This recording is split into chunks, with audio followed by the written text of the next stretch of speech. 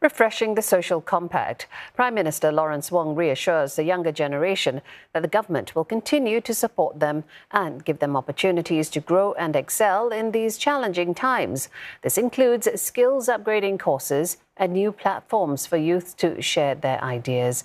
Mr. Wong was addressing students in a dialogue at the Singapore Management University. Richa Matthew was there listening in on discussions.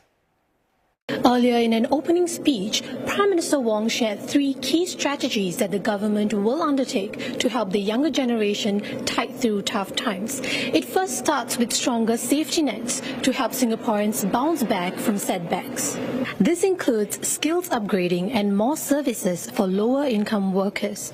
He also talked about creating more options and diverse career paths for students, not only for those pursuing traditional jobs, but even those less conventional ones, like full-time athletes or digital content creators.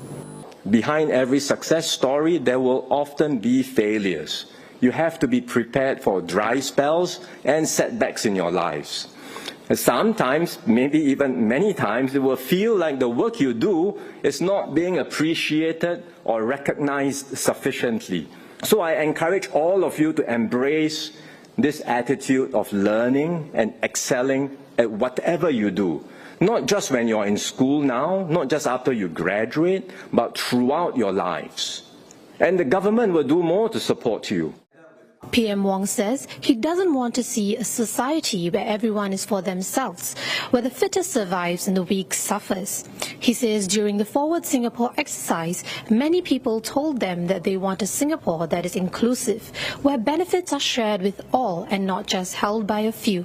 He says he's heartened that many also want to do their part to contribute to the common good of the society. The government will create more opportunities for Singaporeans to contribute and shape the character and tone of the society.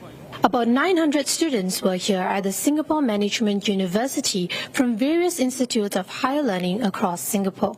Some of the topics raised included housing, social inequality, as well as AI and tech. I think the definition of success really means a lot to me.